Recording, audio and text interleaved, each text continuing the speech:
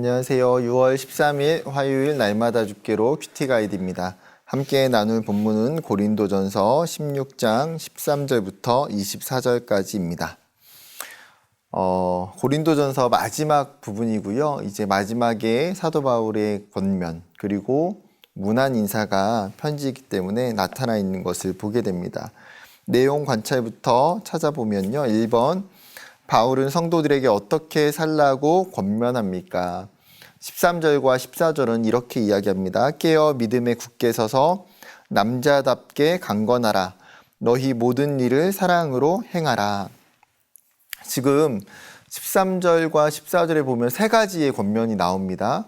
먼저는 무엇입니까? 깨어 믿음에 굳게 서서, 즉 영적으로 깨어 있을 필요가 있다는 거예요. 경계하고 주의할 필요가 있다는 것입니다. 그래서 너희가 믿음 안에서 예수 그리스도의 십자가의 그 복음 안에서 굳게 서 있으라는 거예요. 그 믿음과 그 신앙을 지키고. 두 번째는 뭐라고 말합니까? 남자답게 강건하라. 무슨 의미일까요?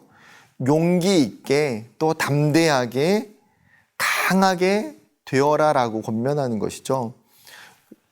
왜 그러냐면 수많은 초대교회의 고난과 시련의 일들이 있기 때문입니다. 그 고난과 시련 가운데에 견딜 수 있는 강함이 필요하다는 것이죠. 세 번째는 무엇입니까? 모든 일을 사랑으로 행하라는 것입니다. 즉 모든 일을 할 때에 하나님이 주시는 그 사랑의 마음을 가지고 사람을 대하고 모든 일을 하도록 권면하는 것이죠. 두 번째 관찰입니다. 고린도 교회의 부족함을 채운 세 사람은 누구입니까? 17절에 보게 되면 내가 스데바나와 부드나도와 아가이고가 온 것을 기뻐하노니 그들이 너희의 부족한 것을 채웠음이니라. 이렇게 이야기합니다. 세 명의 이름이 기록되죠. 스데바나, 부드나도, 아가이고. 이들은 자세하게 성경에 기록되어 있지는 않아요. 그런데 사도행전 17장에 의하면 이들은 아데네에서 사도 바울이 그 아데네 갔을 때에 그곳에서 복음을 들은 사람들일 것입니다.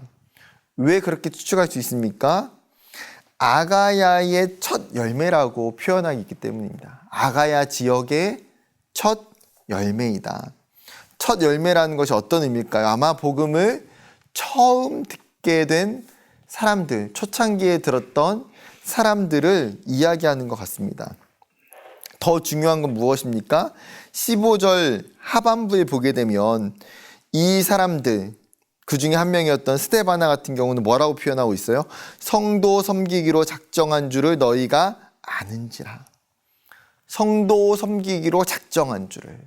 즉 성도들을 헌신적으로 돌보고 섬겼던 사람이라는 거예요.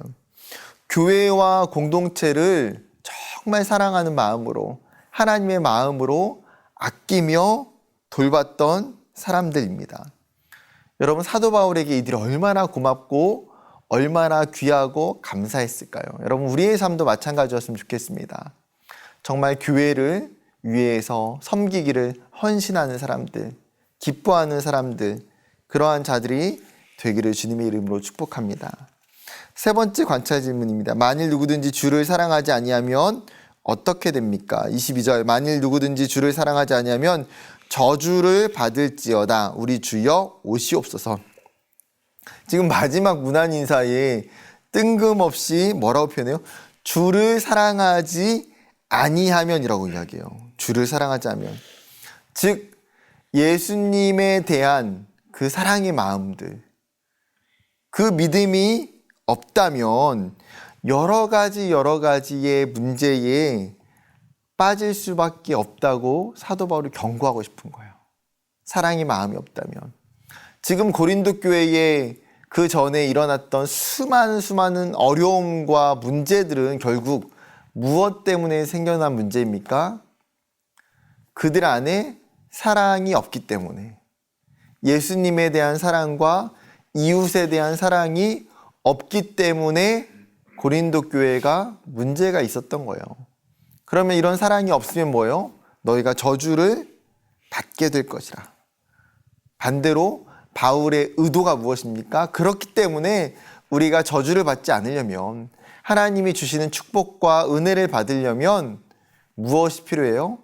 하나님에 대한 사랑, 예수 그리스도에 대한 사랑, 이웃에 대한 사랑이 필요하다고 권면하고 있는 것입니다. 마지막 하나만 더 생각해 봅시다. 5번, 무난하라는 바울의 권면처럼 오늘 내가 사랑으로 인사해야 할 사람 누구인지 생각해보고 연락하여 안부를 묻고 인사를 나눕시다. 바울은 고린도 교회의 편지를 마치면서 몇 가지 권면과 함께 감사의 마음을 전하고 있어요. 자신의 사역을 도와주었던 스데바나나 브드나도나 아가이고의 섬김과 사역을 감사해야 하고 격려하고 있기도 하고요. 아볼로와 브리스길라의 헌신에 대해서 감사하고 표현합니다. 여러분, 우리는 어떻습니까?